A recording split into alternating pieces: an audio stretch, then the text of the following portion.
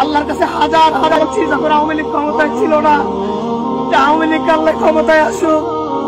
এখন আমি মনে প্রাণে আজকে থেকে বলি, আল্লাহ এই আওয়ামী লীগের ধ্বংস যেন আমি দেখে যেতে পারি। মাননীয় প্রধানমন্ত্রী, আপনার আল্লাহ রসুলের দোহাই লাগে, আপনি মুখে যে কথা বলেন যে বঙ্গবন্ধুর আদর্শ অনুসারে আপনি দেশ চালান, আপনার জনপ্রিয়তা থাকবে তুঙ্গে।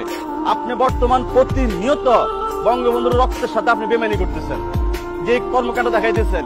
সংসদ ভবন, এখানে আমরা রান্না বান্না শেখানোর জন্য এত লক্ষ লক্ষ কোটি কোটি টাকা আমরা আপনাদেরকে ব্যাট দিই নাই। যেখানে আপনি কখন বলেন যে পেঁয়াজ ছাড়া রান্না করতে, পেঁয়াজ ছাড়াও কিন্তু রান্না হয়।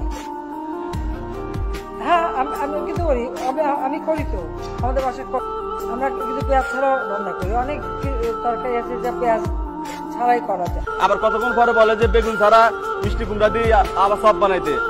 তো বেগুন দিয়ে বেগুনি না খেয়ে আরো যে সবজি সহজলভ্য আছে সেটা দিয়ে খেলেই হয়, আমরা তাই খাই। মিষ্টি কুমড়া দিয়েও খুব ভালো বেগুনি না বানায়, মিষ্টি কুমড়া দিয়েও বেগুনি বানানো যায়, সেভাবে আমরা করি, সেভাবে করা যায়। কতক্ষণ পরে বলেন যে কি পাইকারি আলু 25 টাকা, খুচরা আমরা 20 টাকা বেচতেছি। এই কথা বলার জন্য তো আপনাকে আমরা প্রধানমন্ত্রী বানাই নাই। আপনার মন্ত্রণালয়ে লক্ষ লক্ষ কোটি টাকা আপনাদেরকে আমরা ব্যাট দিই নাই। দেশের জন্য, দেশের স্বার্থ নিয়ে কথা বলবেন। রান্না বান্না তো আমাদেরকে অনলাইন ইউটিউব অনেক মানুষ শিখায়, কিন্তু মাননীয় প্রধানমন্ত্রী আপনি আমাদের এগুলো শিখার দরকার নাই তো।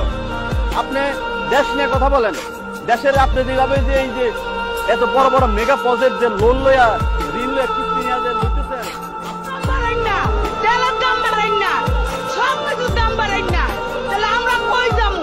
আমরা ভোট দিয়ে পাস করাই নাই, আমাদের দিকে তাকানো লাগবো না, ওর নাম তো হইব না গদি থেকে, আয়োজনের নাম তো হইব। পুরো ওয়ার্ল্ডের ভিতরে যদি দুর্নীতিতে যদি নোবেল পুরস্কার দেয়, তো বর্তমানে আওয়ামী লীগ সরকারের মন্ত্রিসভা পাবে। আপনি দেখেন না প্রতিটা ফেসবুক আর প্রতিটা নিজের চোখ দিয়ে তো দেখি হাজার হাজার কোটি টাকা, বাবারে বাবা।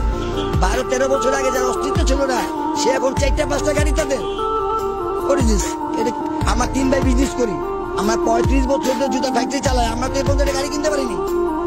শুনেন, উন্নতি করা হলো গিয়া জনগণ উন্নতি করতে হবে। আপনি ফ্লাইওভার যদি স্বর্ণের একটা ব্রিজ বানায় দেন, সেটা কিন্তু দেশ ডেভেলপার বলা হয় না। একটা জনগণ যখন উন্নতি করবে, জনগণ যদি শান্তিতে থাকবে, 500 টাকা কামাই করে বাজারে যায়, 550 টাকা বাজার লাগে, 550 টাকা বাজার লাগে, 50 টাকা শর্ট পড়ে, 500 টাকা কামাই করবে, 200 টাকাতে বাজার আনবে, 300 টাকা জমা থাকবে, তখন জনগণ খুশি থাকবে। জনগণ উন্নতি করা মানে দেশ উন্নতি করা। জনগণের ঘাট চাপ দিয়ে ট্যাক্স দিবেন, ঠিক আছে, আর ট্যাক্স দিয়ে পদ্মা সেতু, যমুনা সেতু করবেন। এই দেশ নষ্ট করতে কারা, যারা কলম ধরা শিখছে তারাই দেশকে খাইছে। কথা বলেন, আমি পল্লী কবিতা বানাইছি, আমার কবিতা তো কেউ শুনবে না, কারণ আমরা গরিব মানুষ, গরিব মানুষের কোনো দাম নাই।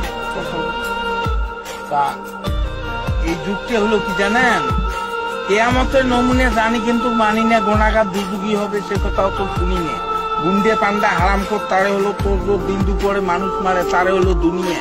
কিয়ামতের নমুনে জানি কিন্তু মানি।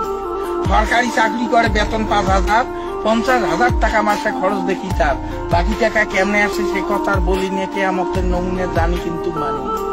ডিজেল ভেজাল, পেট্রোল ভেজাল, অকটেন ভেজাল, পদ্মা মেঘনা যমুনা অর্থাৎ কোম্পানি ভেজাল। কিয়ামতের নমুনে জানি কিন্তু মানি না। ভেবে কয় রাধাবতর সরকার, মানুষ হওয়া কি ছিল দরকার, পশু হওয়া ছিল ভালো, আখিরাতের কাজ করি না অর্থাৎ পরকালের কাজ করি না। কিয়ামতের নমুনে জানি কিন্তু মানি না।